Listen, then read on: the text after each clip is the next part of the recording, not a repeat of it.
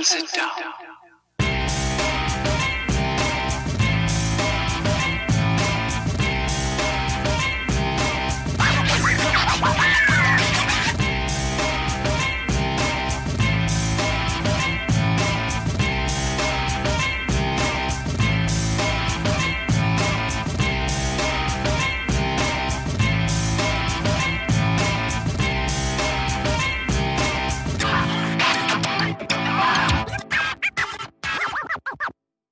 Shut up and sit down.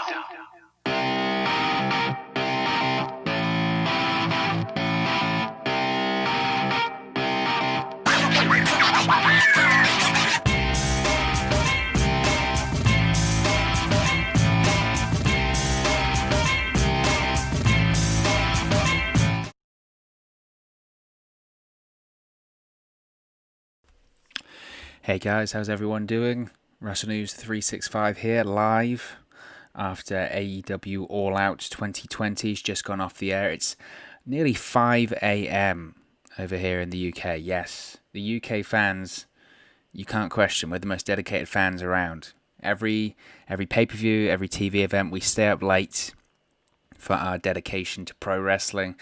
There's so much to talk about. There is so much to talk about tonight for AEW All Out. Some good, quite a few bad, unfortunately. The main thing, obviously, now I believe as we're talking now, as we're streaming now, hi Franklin, thanks for joining us.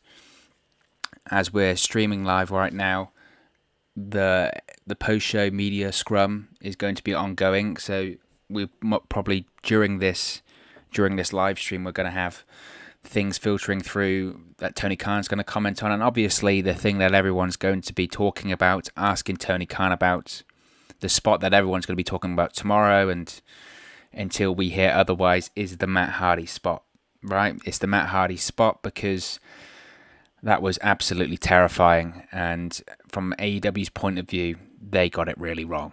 They got it really, really wrong. It was horrible. It was absolutely horrible, and AEW got that wrong, and we'll get into that as we get to the match, but I think it really did hurt the show, and there were other factors. I think also a factor in this show is that it was long. It was a really long show. I mean, if you think that the buy-in started at 7 p.m. and it's just finished now nearly at midnight, it's nearly a 5-hour show. The people in the crowd that were there, about 500, 750 people, they were there from 6 p.m. and they were in a ridiculous heat. They were in crazy humidity there as well. So, yeah, they were tired and they didn't make a lot of noise, especially after the Matt Hardy match. But for the big matches, they didn't make a lot of noise. But I don't blame the crowd. I really don't. I think aspects of this show were just absolutely snake bit. I don't blame the crowd. I think humidity, the heat, the scary bumps, they play into it. They play into it. I did think the start of the show and up to that Matt Hardy match I thought was very good. I did, and there was a good atmosphere.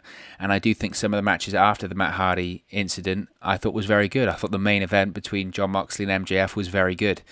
But there was a lot here to pick apart. There's a lot here to... And I don't want to revel in criticism of AEW. I know some people do like to do that because they, for whatever reason, don't want to see AEW succeed. But there was a lot here to pick at, and there was a lot of problems here.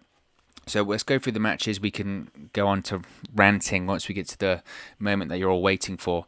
So we had two matches on the buy-in. The first one was Serpentico with Luther against Joey Janela, who had Sonny Kiss at ringside. This match was fine.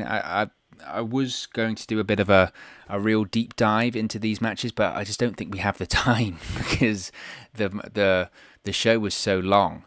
So Joey Janela had a band-aid on his head. He obviously got colour from Chris Jericho this past week on Dynamite. So it was a fine match, classic pre-show stuff, nothing crazy. Joey Janela had a nice avalanche fisherman's buster from the second rope, which I really liked. But Joey Janela gets the victory. After Sonny Kiss and Luther, they get involved at ringside. Joey Janela goes for an elbow drop, gets the win. As I mentioned, nothing to super write home about here. I thought it was a fine match, classic pre-show stuff. The crowd was into it. I thought it made a lot of sense. You look at Joey Janela, of course. He lost to Chris Jericho this past week on Dynamite. He needs to win, really. He needs to win that match, so that makes a lot of sense. Can Joey Janela and Sonny Kiss eventually become tag team champions? You know what? I don't think so at the moment. I think the tag team division is so stacked, but they're a fun tag team. I thought that this match would be fine, and I thought this match was fine, and this is what you would expect to see on a pre-show. So I thought this was a fine match. This was then followed by Private Party versus the Dark Order, specifically Alex Reynolds and John Silver. Now, I must say that this match I actually thought was really, really good. I really did think it was good. I thought this was a real coming out party for Alex Reynolds and John Silver. I'm a big fan of John Silver's work. I thought John Silver in this match really stole the show. He was absolutely, absolutely fantastic. Now, John Silver worked over Isaiah Cassidy. At one point, he stuck a double bicep pose and shouted, "I'm freaking jacked, baby," which I enjoyed a lot eventually. So they worked over Isaiah Cassidy for the majority of the match. Mark Quinn gets the hot tag, hits a moonsault, and the spring that this guy can get on moonsaults and shooting star presses is absolutely insane.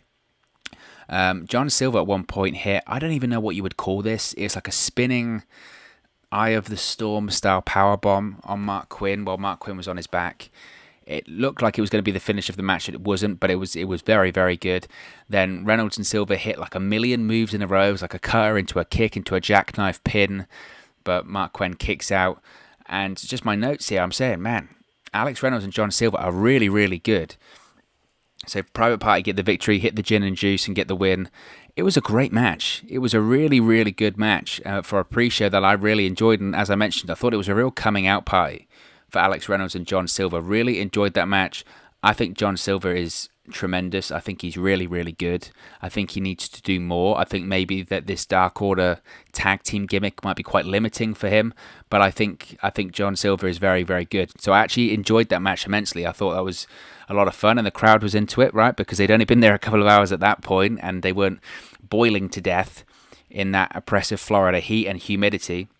Let's check the chat here. Brian says Tony Khan was not happy during the mat match. I don't think we've had him on the.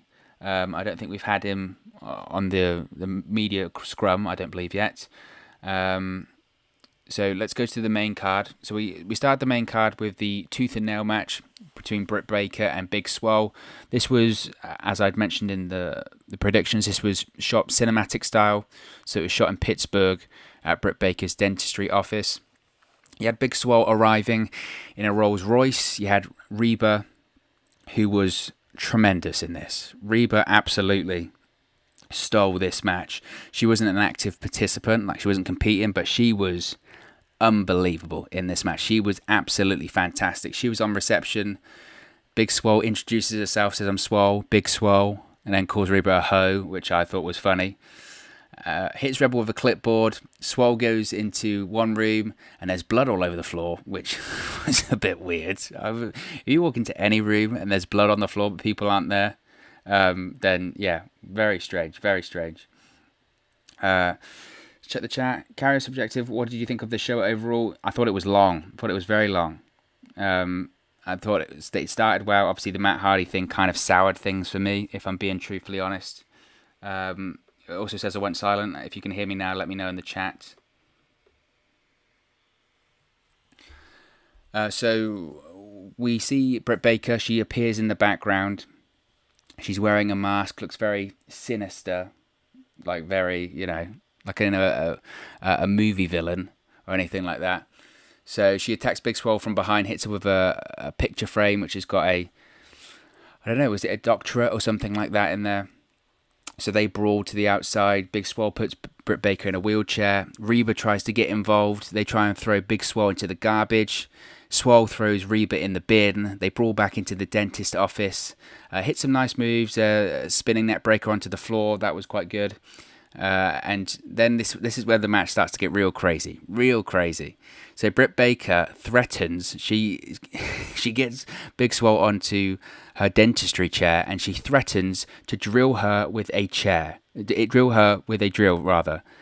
Drill through her. We were going to see actual murder in this tooth and nail match. Well, we nearly saw it a couple of times on this pay-per-view, but so in comes Britt Baker, who then she calls Reba over, and Reba at this point has a banana on her head because Reba had been thrown into the garbage, which was great. And Reba gives Britt Baker some Novocaine. Yes, we're going to get drugs and weapons and death in this tooth and nail match. This was outrageous, absolutely outrageous. But Big Swole manages to force it into Britt Baker's leg, so Britt Baker's leg now goes to sleep.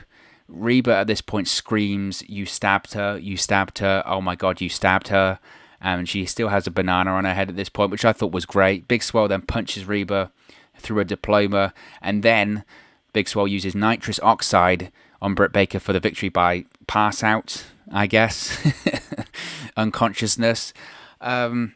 This really divided people on social media. I was surprised how much it divided people. Some people absolutely hated this.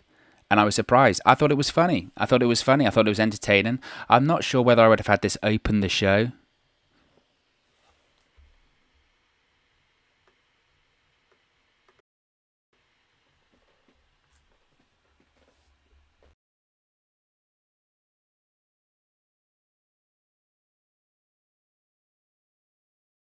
Some mic issues. Is that better? Is that the mic issue solved? Let me double check that. Thanks for letting me know.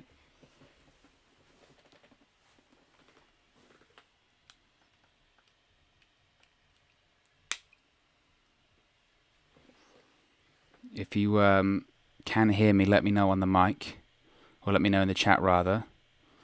We'll double check this is working before we continue.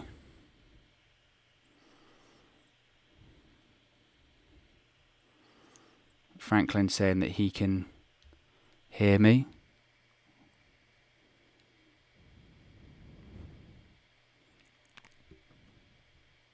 I think it's working fine. But what I'm getting back is fine. So again, I thought it was fine. I thought it was funny. I did think, imagine if Vince Russo did this, the heat that it would get. But I thought it was funny. I thought it was fine. As I mentioned, I'm not sure I would have opened the pay-per-view with this because it did feel a little bit flat opening it. But I thought it was fine. I thought it was a lot of fun. I thought Reba, as I mentioned, was phenomenal. I thought she absolutely stole the show. So I didn't have a problem with this. I thought it was a lot of fun. It was comedy. Comedy in pro wrestling works or sometimes doesn't work, but I thought it was a lot of fun and I enjoyed it quite a lot. But this was the next match was the real true opening in-ring match, which was the Young Bucks versus Jurassic Express. Now this one I thought was very, very good. I really did. Nick Jackson and Jungle Boy start off the match. We have Luchasaurus hit a tail whip and flatliner combination by Jurassic Express to Nick Jackson. Jungle Boy hits a Hurricane Rana to Nick Jackson on the ramp. We then have Matt Jackson hit the consecutive Northern Light suplexes. He rolls to the outside, continues to hit these Northern Light suplexes on the outside, and then throws Jungle Boy onto the concrete, which was a nice spot. Nick Jackson mocks Jungle Boy at a certain point, needing the tag. But Marco Stunt pulls Nick Jackson off the apron. Luchasaurus hits the hot tag, and Luchasaurus, man, he has a fantastic comeback. He really does. He talked about having one of the best comebacks in the business, or the best dinosaur in the business having the comeback. He really does. He choke slam to the Young Bucks, tail whip kicks, backflips, moonsaults. Jungle Boy does an over the top rope dive. Luchasaurus hits a moonsault off the apron to the Young Bucks. Jungle Boy then has just a brutal powerbomb on the apron, which was awful. It just looked so painful. Mac Jackson then, he goes to Marco Stunt, who's at ringside, and Marco Stunt's being Marco Stunt. He kicks the crutch out of the hand of Marco Stunt and then super kicks the hell out of him. They hit a see ya kick to Jungle Boy on the outside. They hit a swanton guillotine to Jungle Boy, but only gets a 2 count. Jurassic Express managed to fight back though. They hit Extinction Level Event for a 2 count that's broken up by Matt Jackson.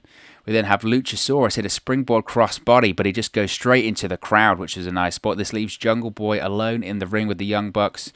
Jungle Boy goes for a springboard. He gets super kicked for a 2 count. The Bucks then hit a super kick party for another 2 count on Jungle Boy. And then we get the BTE trigger by the Young Bucks on Jungle Boy for the victory. I thought this was a lot of fun. I thought this was a lot of fun, a really enjoyable match. As I mentioned, the crowd at this point was still red hot, still really into it. I thought, even though this is one of those sort of weird wrestling terms, isn't it? But even though the Young Bucks went over, the real person that got over there was Jungle Boy, because Jungle Boy took a million different finishing maneuvers there by the Young Bucks and still managed to kick out every single time. Still managed to kick out, still managed to kick out, still managed to kick out. Was it maybe too many kickouts? Yeah, that's an AEW problem, I think, unfortunately. But I think even though the Bucks went over in that match, I think Jungle Boy got over in that match. And that's really important there. So we had the Casino Battle Royale. And the main surprising this one was that Matt Sydal, the former Evan Bourne in WWE, made his AEW debut here. And he looked super impressive for maybe all of 5 seconds, because this is when this show, you just start to go, this show's snake bit, because this is when the show, this started to have its problems. It really started to have its problems. So Matt Sydal comes in, goes straight for the classic shooting star press, right? Matt Sydal's got one of the best shooting star press in the business. Evan Bourne, unbelievable shooting star press. He goes to the top rope, and as soon as he goes to do the shooting star press, you can see his right foot, it slips. And he doesn't hit this shooting star press. He doesn't even rotate. And he just lands really awkwardly. It could have been really bad. It could have been really, really bad. He slips off, nearly lands on his head. It could have been awful. I saw some people mocking it. Yeah, on social media, it does look a bit funny because, yeah, he effed up the shooting star press. This is still a shooting star press on a canvas that's rock hard. And it was scary. It was really scary. Not as scary as what was waiting for us, but it was scary. It could have been really bad. And speaking of scary bumps, you had in this match, you had Brian Cage put Darby Allin into a body bag full of thumbtacks. And Brian Cage throws Darby Allin out of the ring onto the ramp inside a body bag with thumbtacks. It looked like a horrible bump. I don't think it was necessary. I don't see how you can protect yourself there. You don't know when you can't even judge when the impact's going to happen, and there's tacks in there. I just thought it was a silly bump. I don't think Darby Allin needed to take that. I don't see what that did for him or the match. I just thought it was very strange. So it looked really rough. You had Lance Archer pounce Will Hobbs nearly out of his skin. I mean, his head literally whiplashed off the ropes. It looked horrible.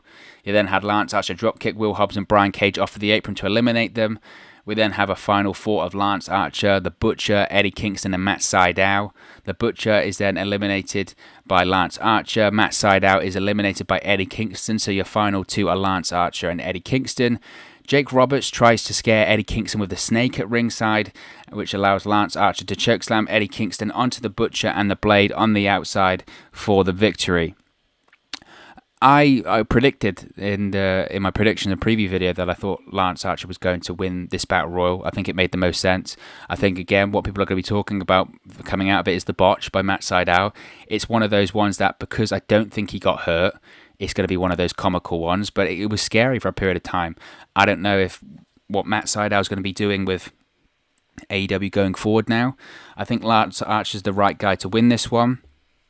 My only problem is it kind of spoiled the main event. I don't know about you, but as soon as I saw that Lance Archer had won this one, I thought, well, there's no way MJF's winning this, because it just didn't feel right. It kind of gave away the main event, I would say. It was a cluster. I thought it was horribly overbooked. That was the case, though, to be honest. That was the case with the segment on AEW Dynamite on Wednesday. The segment was horribly overbooked. It was a cluster, and it just looked bad, and there were parts of this Battle Royal that were the same. I'm happy with the outcome. I think that Lance Archer, I was concerned that Lance Archer gets brought in, he gets built up, and he has his first big match against Cody at Double or Nothing and loses, and they had to do it all over again. They've done it all over again, but I don't think Lance Archer is going to become the AEW World Champion. So I think they're just doing the same thing again. I think they're building him up, but I think he's going to lose eventually. So it's a difficult one with that. But I thought it was, as I said, I thought it was a bit of a mess, to be honest, of a Battle Royal. But it was only the beginning of the bad stuff that was coming. Because next up, we have the Broken Rules match, which is essentially a last man standing match. Now, we have the promo package. We then cut back to the live feed, and Matt Hardy's there. He's at the TIAA Stadium, home of the Jacksonville Jaguars. He's looking for Sammy Guevara. Sammy Guevara arrives on a golf cart, right? Sammy Guevara could have been run over 1,000,000 times by a golf cart. Matt Hardy DDTs Sammy Guevara onto a table, and honestly, that was a scary enough bump. It looked like Sammy Guevara had broke his neck. It was horrible. His neck like nearly snapped. It was horrible. And then we had the spot.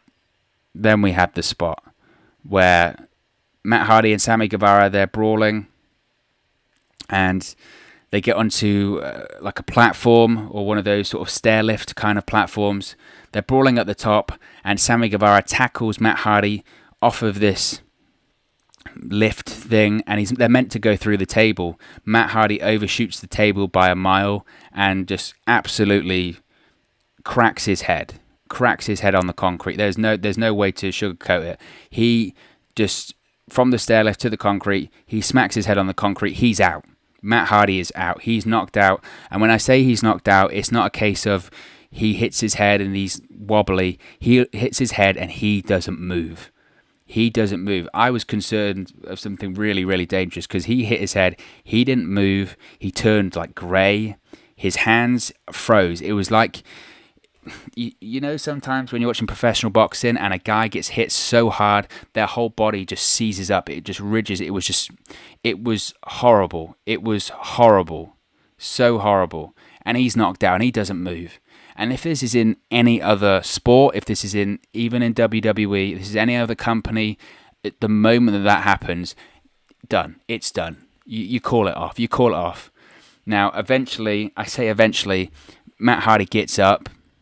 But when he gets knocked out, I must mention Aubrey Edwards is the referee here. She gives the 2X sign straight away. Like, this is legit. Matt Hardy's hurt. He's out. Call off the match.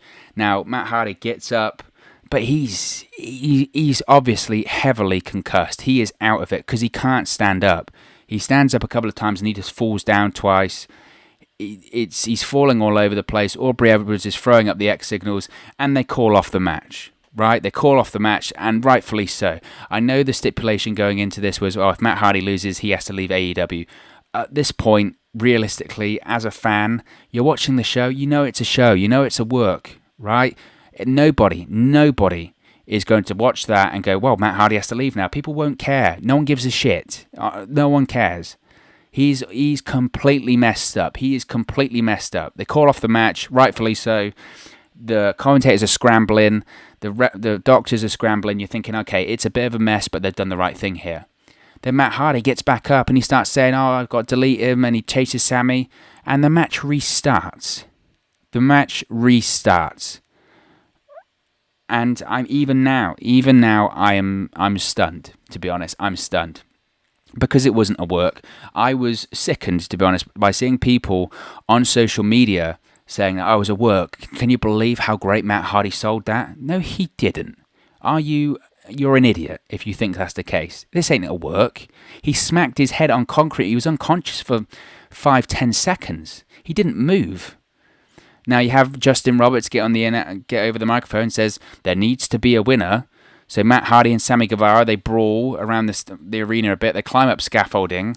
So they have, after he's been knocked out, you have Matt Hardy climb up scaffolding 15 foot, and then Sammy Guevara does a bump off the scaffolding onto obviously stuff that's protected. He's fine. Matt Hardy wins the match. Sammy loses. Now, they just obviously scrambled to get the finish in, get the result in, because they didn't want Matt Hardy to have to leave in kayfabe. It was horrible. They should have never carried on. How on earth Doc Sampson cleared him? This is because this was a recurring thing throughout the evening here. I was stunned that you can have a medical professional see someone lose consciousness for at least 5 to 10 seconds after a traumatic head injury, because that's what that was, and he allowed him to carry on 5 minutes later in physical combat. And I don't care. If Matt Hardy himself, Matt Hardy's a warrior. I saw that on Twitter. Do me a favour. Matt Hardy's a warrior. I don't care if Matt Hardy says he can continue. He's got kids at home. He's got a family. It should be the doctor's prerogative. You can't carry on. End of. This is a work, okay? This isn't worth permanently injuring yourself for. It ain't. This is a show. It was ugly. Stop the match. Find another way. It was horrible. It was uncomfortable to watch. It was disturbing to watch. People saying I was great selling. No, it wasn't. Matt Hardy was out. It was so scary. And if the announcers just went, look, Matt couldn't compete, so it doesn't count. Fine. No one would care. No one would care. Have Private Party come out, right? Throw Sammy off the scaffolding. Do something. Do something. And this really affected me going forward in this pay-per-view because I had a real bad taste left in my mouth because of this. I felt it was so irresponsible by AEW to allow this to happen. I don't care how experienced Matt Hardy is. I don't care what he's done in the business. He's still just a man at the end of the day. He has a family, and AEW needs to set an example. They need to protect their talent. You look at the conversations that are going around right now with WWE and these Twitch things and independent contractors. AEW needs to protect their talent. And ultimately, in this, they didn't. They really didn't. And people will say, well, Matt Hardy is an old school professional wrestler. Okay, right, okay, let's see you get knocked out. What if we smash your head on the concrete and then say, okay, you can get up and carry on working? Do me a favour. It was disgusting. It was disgusting. And the decision whether or not Matt Hardy should continue, it shouldn't be in the hands of the competitor. Otherwise, why have you even got a doctor there? What's the point? What's the point? The modern day concussion protocol is not in your hands. Everyone thinks, oh, they get up, oh, I can carry on because that's the right thing to do. No, it's not. If you have a doctor, you've just been hit in the head. How are you thinking rationally to make the right decision? You've suffered a brain injury. Someone else has to make that call to protect you. That's how it works. The doctor should have looked at him, not even have to check him over. Look at the man that was unconscious seconds ago on the concrete and go, you're done. That's it. It was ridiculous. It was absolutely ridiculous. I don't think anyone would have cared about the match stipulation at that point. What people care about is the health and safety of the performers. And as I mentioned, I have a really bad taste in my mouth after that Matt Hardy-Sammy Guevara match. It wasn't a work. Matt Hardy was knocked out, and they should have called it off. The AEW officials got that really, really wrong. Really wrong. And Sammy Guevara lost. At the end of the day, who cares? Who even talks about the Sammy Guevara loss at this point? Bottom line, that match shouldn't have continued. I don't care if Matt Hardy says he can continue. He was out for at least 5-10 seconds. He's obviously got a huge concussion. Huge concussion. And I don't care about the finish. I don't care about the match. All I care about is the health of the performer. And that's exactly what AEW should do. So during the show, we're then getting reports that Matt Hardy, Brian Alvarez was the first to break this story. He said Matt Hardy's on the way to the hospital. This was then backed up by other reports said Matt Hardy was on the way to the hospital. He was getting an MRI. So let's stop that this was a work. Let's stop this was psychology because he's on the way to the hospital. His wife is furious, absolutely furious. Rebby Hardy is not happy. She's saying all sorts of things on social media, which we'll touch on in a second. So instead of it was the work discussion, let's have a discussion as to why the match continued when it's obvious it shouldn't have carried on. Now, during the tag title match, we're jumping ahead of time here, but I want to try and say this as narratively as possible. So during the tag title match, Tony Schiavone goes on commentary, provides an update on Matt Hardy. He says, wow, Doc Sampson asked Matt Hardy if he was okay. Matt Hardy said he was okay and was clear to compete. So Matt Hardy and Sammy Guevara, they're going to be okay. The guy was knocked out. He's heading to hospital right now for an MRI. 2 separate reports have confirmed it. You've got Rebby Hardy coming on social media saying, let's be absolutely effing clear. There's nothing entertaining about concussion. Shame for everyone in that goddamn building. And she's right. She's right. And Rebby Hardy, yeah, she does fly off the handle a lot, but she's absolutely right. Shame on AEW. Shame on AEW. Doc Sampson asked if Matt Hardy was okay. He said he was fine, so that cleared him to compete. It was BS. And then because the only reason they did that update, by the way, during the tag title match is because social media had exploded saying, AEW, what are you doing? This is highly irresponsible. What on earth are you doing? So they did that update. And once again, as soon as they did that update, everyone went, that's BS. That's terrible. So what did they do during the Orange Cassidy-Chris Jericho match? They gave another update. Tony Schiavone says, I'm sorry, I misspoke the first time. Dr. Sampson did examine Matt Hardy before he restarted the match. We would never take the performer's word for it. Oh, BS. Oh, BS. AEW, come on. We all know what's going on here. You messed up. You messed up because you had to get your finish in. You listened to Matt Hardy. Matt Hardy said, I'm fine, which everyone says. And you had to get your finish in because the finish is important. And I'm going to be honest, it killed the show. For a long time, it absolutely killed the show. It really did. Because I feel like everyone at home, everyone in the arena that was there, all they could think about was the Matt Hardy problem. And that's exactly what it is. And every time they brought it up, again, for me, it was like picking at a wound. Every time they brought it up again, I just got more angry and I shook my head because they got it wrong. And I feel bad for Matt Hardy. His run in AEW, talk about a snake-bitten show, his run in AEW has been horrendously snake-bitten. Debuts in front of no fans. He was going to be in Blood and Guts. That's cancelled. He drops the broken Matt Hardy gimmick. They were going to have a match, Sammy Guevara and him. Sammy Guevara gets suspended. He comes back. Sammy Guevara nearly cuts his head off of a chair. He has the time cut from a match. Tonight's horrible bump. It is horrible for Matt Hardy. It really is. Kara says AEW has the first PR blunder. Absolutely. And they've got it wrong and wrong and wrong continuously. And they haven't got it right. It's just... It really is. It really is shocking. It really is. And it was tough. It was really, really tough. And I'm sure, like I said, this will continue. I was talking about it a lot on social media, and people almost criticizing me. Why are you bringing it up? Because it's terrible. Because it's terrible. AEW got this so wrong. So wrong. And I'm sure it's what Tony Khan will be asked about during this post-show media scrum. I thought it was awful. And AEW really should be ashamed of themselves. And I'm a big AEW fan, and I don't want to criticize this, but it really hurt the show. Because after this, the crowd was dead. And again, that wasn't just because of the Matt Hardy thing, that was other factors too, but it really hurt. It really hurt. So the next match was Thunder Rosa versus Hikaru Shida, AEW Women's World Championship, champion versus champion, of course. The crowd was subdued. The timeline on social media was subdued. And I felt sorry. I felt really sorry for Hikaru Shida and Thunder Rosa here, because it was a really good match, a phenomenal match. In my opinion, probably the best AEW women's match we've seen in the company so far. But everyone, I'm guilty of this, myself included, is subdued. I was still trying to process what I'd just seen. I'd just seen a guy get knocked out for nearly 10 seconds and then just been cleared to compete. It was horrifying. So how'd you carry on after that match? And credit to Thunder Rosa and Hikaru Shida. I thought they did a fantastic job. I really did think this was a really good match. Hikaru Shida, she gets the chair on the outside to use as a platform. Thunder Rosa uses the chair as a springboard instead. Thunder Rosa bends Hikaru Shida around the post, kicks Shida in the head. During this match, I just thought Thunder Rosa just looks great. She just looks fantastic. She won't be signing with AEW. She's contracted to NWA. NWA are going to be running shows again soon. They're doing these weekly pay-per-views on Fight TV. But man, she made herself look good in this one. Really, really good.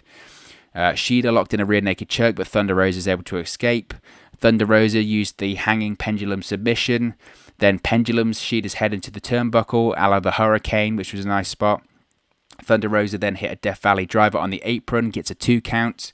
Shida hits a Meteora to Thunder Rosa on the entrance ramp. Shida hits a Falcon Arrow. Thunder Rosa kicked out a 1. And then Shida uses the stretch muffler submission, but Thunder Rosa gets to the ropes. Shida then hits the backbreaker for the 2 count, hits the running knee / Shining Wizard for the victory, and retains the title. I thought it was the best match so far to that point on the show. Again, as I mentioned, the best women's match in AEW history so far. It's awesome, and they have to be credited because I'm not sure many people could have followed that Matt Hardy disaster and done as good of a job that they did. So it's a shame that they had to follow what they did. I thought they did a fantastic job. And I want to see the match again. We saw Allysin Kay say some not nice things against Thunder Rosa, that she let the company down. This is all part of, hyping the NWA storyline. But I want to see the rematch. Whether it happens in an AEW ring, I'd like to see Hikaru Shida versus Thunder Rosa in an NWA ring, this time for the NWA World's Women's Championship. I think that'd be a lot of fun. Thunder Rosa can get a win back, and that could be interesting for the NWA pay-per-views. Let's check the chat. NWA going to use Rosa's loss in a storyline with Allison. Yeah, exactly. So then after this match, we had Kip Sabian and Penelope Ford backstage doing an interview of Alex Marvez. Kip Sabian and Penelope Ford announced they're going to get married live on TV on AEW Dynamite. This is going to involve a bachelor party. So on Dynamite this coming week, they're going to reveal who's going to be the best man for Kip Sabian. And then this ended with a Twitch plug, which is what Kip Sabian's been doing on a lot of AEW Dark and Dynamites recently. But It then had a little graphic that said this is supported or approved rather by AEW. Little dig at WWE, and usually I'm not one for that, but I thought it was quite funny, if I'm going to be really honest. So I enjoyed it. What's wrong with a bit of fun, right? So next up, we had the 8-man tag team match, which was the Dark Order going up against the Nightmare family, Dustin Rhodes, Scorpio Sky, and the Natural Nightmares. Oh, it wasn't Dustin Rhodes, was it? The Natural Nightmares, Scorpio Sky, and Matt Cardona. I'll get there eventually. It's nearly 5 a.m. It's 4:30 over here, guys. Cut me some slack. So this was, I've got to be totally honest, guys. My notes here aren't super in depth for this one because I was still reeling from the Matt Hardy thing. Also during this match, JR, talk about this match being snake bitten. So you have the Matt Hardy thing, you have the match prior to that, you have Matt Sydal nearly kill himself jumping off the rope, and then you had JR in this match makes a comment. We have Anna Jay get involved, part of the Dark Order. Anna Jay gets involved, and Jim Ross, who is nearly 70, right? He's in his late 60s, says, "Oh, did Anna Jay have a wardrobe malfunction? Oh, I'd like to see that." What is wrong with him? What? He then put out a tweet after the match saying, "Didn't mean to offend anyone on the wardrobe malfunction line. Weak attempt at humour. Sorry. Now lighten up." That's not how an apology works, Jim. You can't say sorry, now lighten up afterwards. You say sorry, that's it. And as soon as he said that, as soon as he said it on commentary, the first thing I said to myself is you can't say that. You can't say that, because you can't. You can't say that. And he's going to get a load of flack for it. And I thought his apology was very half-assed and just was silly. So we're just getting some word through about the Tony Khan statement on Matt Hardy, about the injury, obviously, that Matt Hardy sustained and the lack of care that AEW officials had for allowing the match to carry on. Tony Khan says, health and safety of performers is always the most important thing to AEW, and notes that it looks like Matt Hardy is okay at this point. Tony says he stopped the match after Matt took the fall, then sent the doctors to check on him. Notes that he was concerned Matt may be hurt, so he had them ring the bell. Then the doctor checked on Matt and cleared him. Says doctor was not pressured into clearing Matt. Tony says Matt Hardy came back after the match and passed concussion protocol, and that the trip to hospital was done as a precaution. It was not something any of us enjoyed. You're telling me Matt Hardy gets knocked out the way he got knocked out for 5 seconds and he passed concussion protocol? Ludicrous. Absolutely ludicrous. BS. Absolute BS. Just ridiculous. Ridiculous.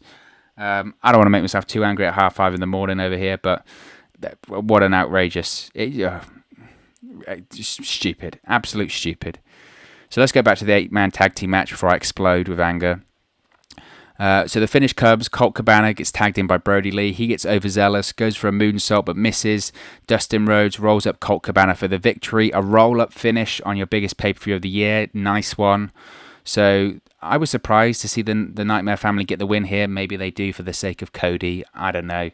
They lift Dustin Rhodes up on the shoulders. Brody Lee, after the match, is pissed.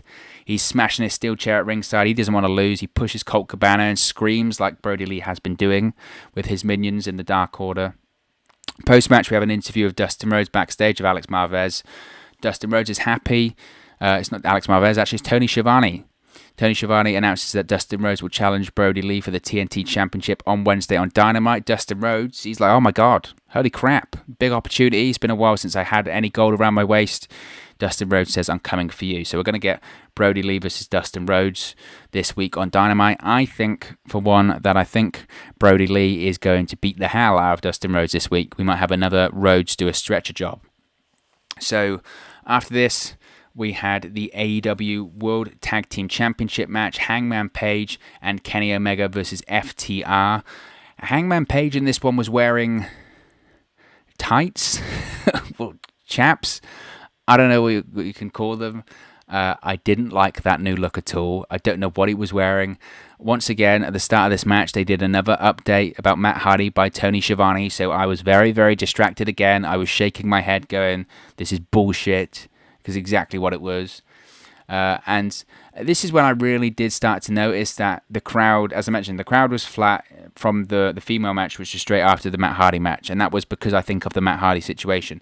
But at this point, the crowd was really starting to get really, really flat. And again, I don't think it was the Matt Hardy situation. I think there was other factors. The time that they were sitting there for nearly 6 hours in that Florida heat and that high humidity. It's crazy. It was nearly like 100 degrees for them over there. So there's a lot of sympathy there because it's difficult. And then you've got people on social media blaming them. Oh, you're not great fans. They're sitting in nearly outrageous heat in a pandemic to watch a show. They're very good fans. But you and I wouldn't go. So let's not criticize them. Now, Hangman Page, the FTR rather, works over Kenny Omega's leg and knee during this match. So he sells us the whole match. This factors into the finish. Hangman Page gets the hot tag in. The crowd was very, very quiet for this one, and it did hurt this match. Hangman Page hits a senton to FTR on the outside. FTR do diving double headbutts, shade of the British Bulldogs, but let's not bring back diving headbutts in 2020, please. Enough of that. We've seen enough scary stuff tonight. We don't need to see headbutts back in.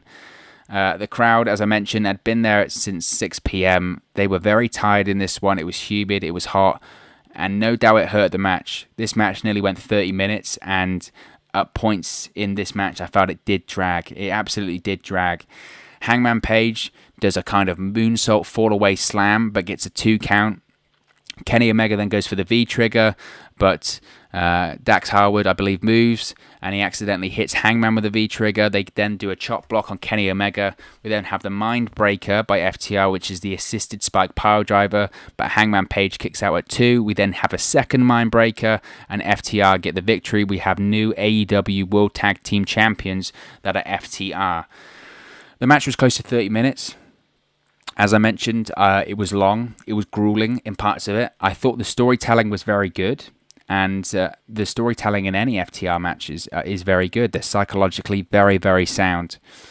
I do think the crowd being tired at this point and the Matt Hardy stuff, it hurt it. There was a lot that hurt it. And I did maybe expect more or expect better. I felt that when you do have a tired crowd and a crowd that's kind of shocked from what it's seen before and it's humid and it's hot, a 30-minute match is grueling, and that's what it felt like in certain parts of it. It felt like a slog. I do think that both teams worked hard, though, and I thought it was a good match and it told a good story, but it was grueling, and I think that's the best way to describe it. It was very grueling. Kenny Omega, after the match, teased attacking Hangman Page with a ringside table. You think, oh, here we go, we're going to see the Kenny Omega heel turn. He decides not to do that. He throws the tables away. Hangman Page goes to embrace Kenny Omega, but Kenny Omega steps to one side. Hangman collapses, which, to be honest, I'd rather get hit with a table. I wouldn't want to just collapse and land on my face in the middle of the ring and sound like an idiot. Now, Kenny Omega, he's furious at this point. He's furious with Hangman Page. He walks backstage. He bumps into the Young Bucks. He says, I'm done. Maybe we need a clean break, a clean start. We need to go back to how things were. So this is what I said in the preview and predictions, that we're going to get a heel version of the Elite. I think the cleaner is coming. He mentioned a clean break, a clean start. Kenny Omega then lays down the ultimatum to join him in the car. The Bucks don't join him, but we're going to get a heel Elite, which is the way to go. Hangman Page is the babyface here, and I think the Elite as heels like they were in New Japan is the way to go. So, as I mentioned, this match, did I expect more? Maybe I did expect more. I think, as I mentioned, that a 30-minute match between FTR and Hangman Page and Kenny Omega in front of a sold-out crowd, I think would have been very, very special. I think a tired crowd in high humidity, high heat, after the incidents we'd previously seen on the show, really hurt this one. And I think that's the takeaway from this. So next up, we had the Mimosa Mayhem match, Chris Jericho, Orange Cassidy 3. The orange juice, the vats of orange juice, essentially what we had orange juice vats surrounding the ring, and the orange juice, by all accounts, had been sitting there all night. So that orange juice must have been boiling, because apparently it feels like 100 degrees out there in Florida, so it must have been absolute boiling. So Chris Jericho, Orange Cassidy gets his hands in his pockets, and Chris Jericho hits a code breaker right off the bat, cover, 2 count. We then have Chris Jericho trying to catapult Orange Cassidy into the tank, but he avoids it. Jericho tries to shove him, no luck into there. Jericho clears off the table that's next to the tank and throws it against Orange Cassidy. It explodes into a million pieces. Jericho is then sent off the platform and down to the floor. Orange Cassidy hits Jericho with a splash. Jericho and Cassidy trade shots near the tank on the other side of the ring. Cassidy leaps for a Hurricane Rana. Chris Jericho looks to send Orange Cassidy into the tank. They then do... back in the ring, we get some offense from Orange Cassidy. But again, he's nearly sent into the tank. Orange Cassidy leaps frog, goes for a pin or a 2 count because you can win by pinfall or submissions in this match, remember? So we had a lot of back and forth action here. Jericho gets the walls of Jericho in, but Orange Cassidy is able to get a picture. I mean, again, there's nearly 5:45 at this point, guys. Full of mimosa and throws it in Chris Jericho's face. That's got to burn, right? It's got to really burn. We get an inside cradle on Jericho for a 2 count. We then have a Superman punch or an orange punch, whatever they're calling it, for a 2 count by Orange Cassidy.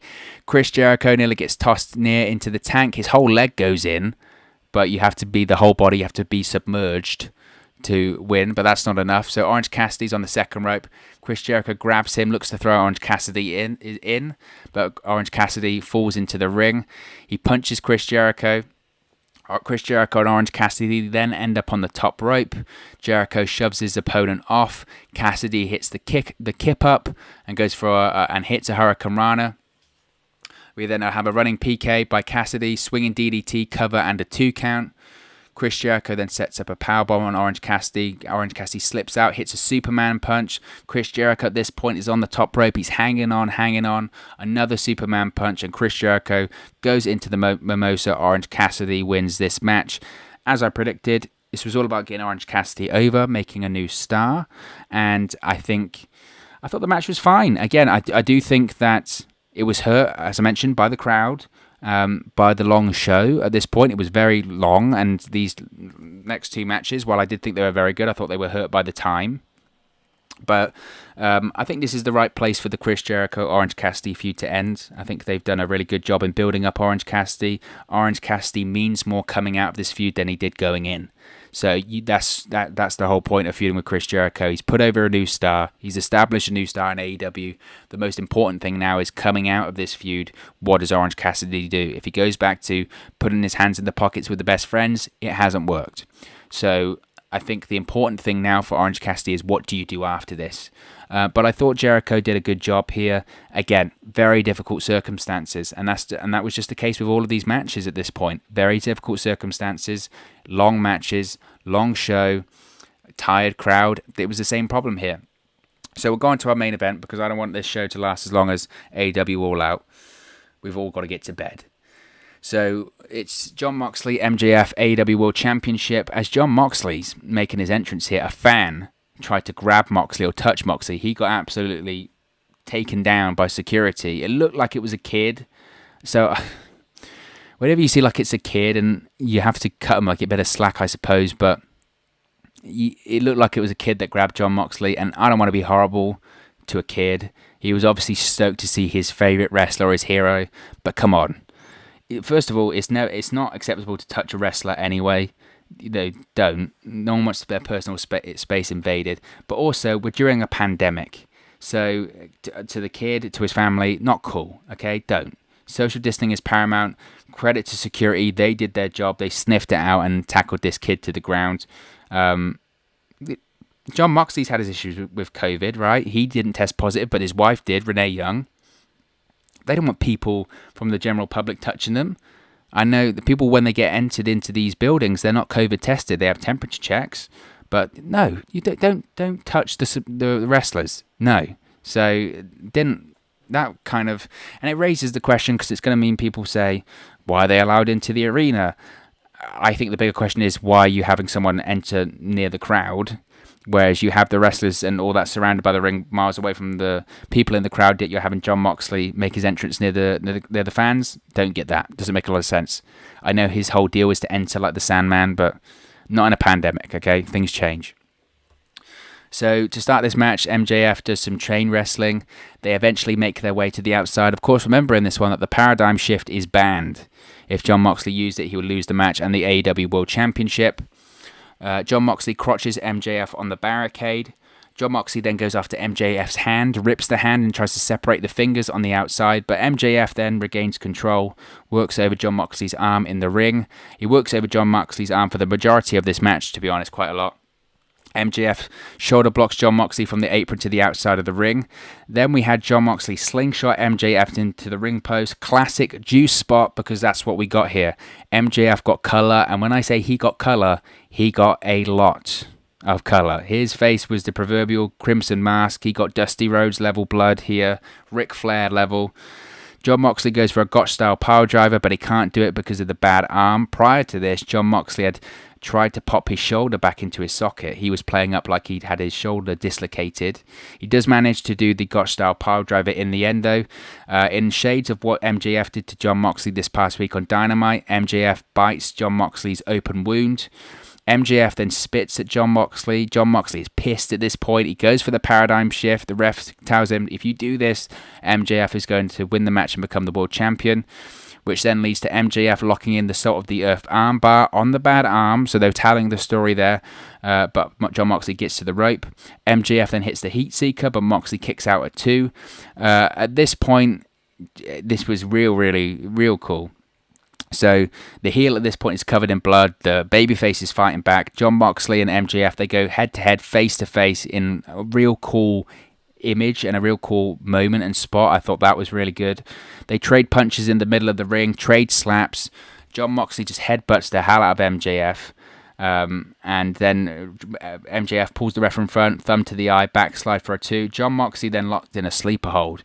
And at this point, MJF had kind of, the juice that he got earlier on in the match and the blood had kind of all gone away. As soon as Jon Moxley locked in this sleeper, he cut the blood off because MJF started pouring blood once again. It was like he'd cut himself again. It was ridiculous. He was pouring blood. MJF, though, he gets the low blow for a 2 count. MJF then goes for the crossroad, gets another 2 count. Wardlow gets on the apron. He goes to use or assist MJF in using the Dynamite ring. The referee's distracted. Moxley hits MJF with a paradigm shift and retains the AEW World Championship for the victory and to close out AEW All Out 2020. I think this match was actually really good. I think it was really good. I thought they did a great job considering the circumstances. I think if this had had an arena full of people, it would have been even better. I think the things that really hurt this match, like I mentioned, the time, it was a long pay-per-view, and I think people were tired. The crowd was tired because of the humidity and the heat. Other things that had happened before that, whether it was the Matt Hardy thing or whatever, the crowd was tired, and I think that was the main issue here. However, I think it was a really good main event. I thought they told a good story. I don't think the Moxley-MJF feud is over because the finish would suggest that. Obviously, Moxley's paradigm shift was banned, but he used it anyway. So I'm sure MJF will kind of... The heel thing to do would be to file an injunction or raise it with the proper authorities. He cheated. I should be the world champion. I think we're going to have a rematch. I don't think it's going to be at Full Gear, but I think we'll have it maybe on Dynamite or something at some point. It would suggest to me that this isn't over yet. So I think we're going to get Moxley versus MJF. I think it was the right call, as I mentioned, for Moxley to retain. I didn't think coming into this that their feud had been very good. I'll be totally honest. As I mentioned, I think the time that I felt MJF was most credible and seemed like he could be a legitimate threat to Moxley was this past week on Dynamite in that final segment. Because prior to that, MJF looked like a weak guy. He'd just been doing this weird 2020 presidential campaign that to me didn't make a lot of sense. But this MJF that we saw tonight against Jon Moxley, that's the guy that can be world champion. That I felt was a credible world champion and a world champion performance. So I think that we're going to see this match again at some point because the finish suggests that. But I do think it was main event worthy. I thought they did a really good job. I thought they told a great story with Moxley's arm and the use of the paradigm shift and the blood. I thought it was very, very good, and I thought it was a good main event. I just think the circumstances took away from it a little bit. Whether that was the tired crowd, whether that was the fan trying to touch Moxley before going into it, whether that was the Matt Hardy spot earlier on in the evening, there was a lot of distractions here. That's my point. There was a lot of distractions here, and that was the major problem in this match and in this show. So, as I mentioned, overall, I don't think Tony Khan came into this saying that he thought Double or Nothing slapped WrestleMania. I don't think this one slapped Double or Nothing. I thought Double or Nothing was a better show. There were obviously parts of this show that I thought were good and matches that I thought was good. I thought the main event was good. I thought the Young Bucks versus Jurassic Express was good. But this event is going to be remembered for the Matt Hardy incident and AEW's just lack of protection. I think that's the problem. That's the problem here, and that's what it's going to be remembered for. And overall, I don't think it was an amazing show. I think it's probably in terms of the pay-per-views, probably one of the worst ones that they've done in a while, especially. Again, there were good parts of it, but there were parts of it that I didn't think worked. And it wasn't as good as Double or Nothing. And certainly from a production point of view and a employee safety point of view, there's a lot to learn by AEW tonight. And hopefully they will take their experiences from this event and they will learn from them. Because they are a young company, they are still learning. But there were parts of this event that were scary, and they need to improve on that. But of course, as always, this is just one man's opinion. What are your thoughts on tonight's AEW All Out pay-per-view? Let me know your thoughts in the live chat or in the comment section below. I'll be sure to respond and reply to all of your comments. If you have enjoyed this video, please do smash a like on the like button. Really just help us out here on YouTube, go up the rankings and get into people's recommendation feeds if they haven't seen our videos or streams before.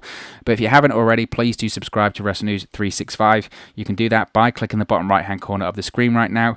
We're on our way to 800 subscribers, so if you haven't already, please do subscribe. If you have, just know that I really do appreciate it. Once we get to 1,000 subscribers, we'll be doing more live streams, more reactions, more watch-alongs, all of that sort of fun stuff. So if you haven't already, please do subscribe. You can also follow us on our social media platforms. The handles are on the screen right now. The links are in the description box below. It's at 365Wrestle on Twitter and Instagram, and at WrestleNews365 on Facebook. So be sure to give us a like or a follow there if you haven't already. Thank you very much for watching, listening, streaming, or however you come across this video today. And I'll speak to you again very, very soon. Support for WrestleNews 365 is brought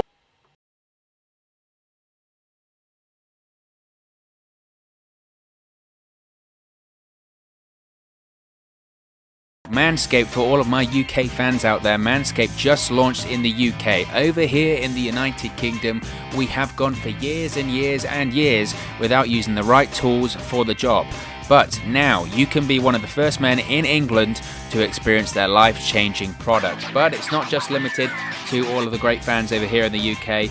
This offer goes worldwide, so all of my friends over in America and around the world that are listening to this offer still does apply for you. You can still use our code.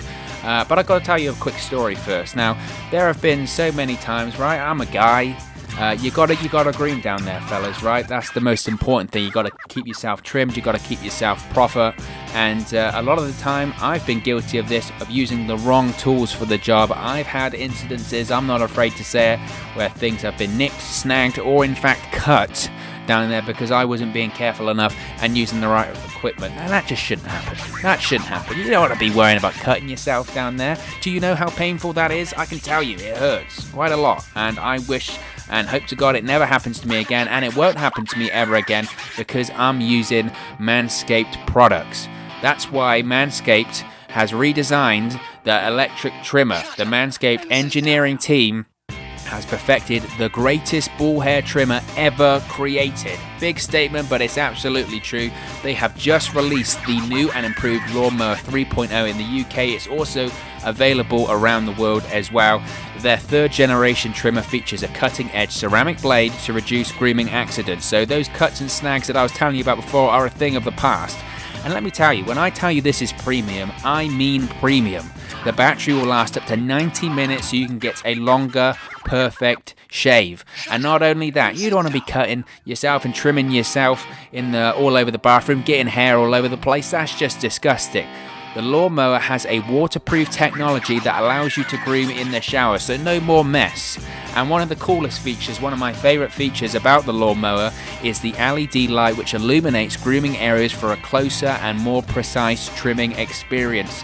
So you can shave longer, you can shave more precisely, and you can shave in the shower. What more did I need to tell you? They've also upgraded to a 7,000 RPM motor with quiet stroke technology, and let's not forget about the charging stand. You can show off your mower loud and proud because this intelligently designed stand is a convenient charging dock powered by USB. So, if you are listening to me speak right now, I want you to experience it firsthand for yourself. Let's get that bush to tush clean, and you can get 20% off and free shipping. Yeah, you heard me right there. 20% off and free shipping.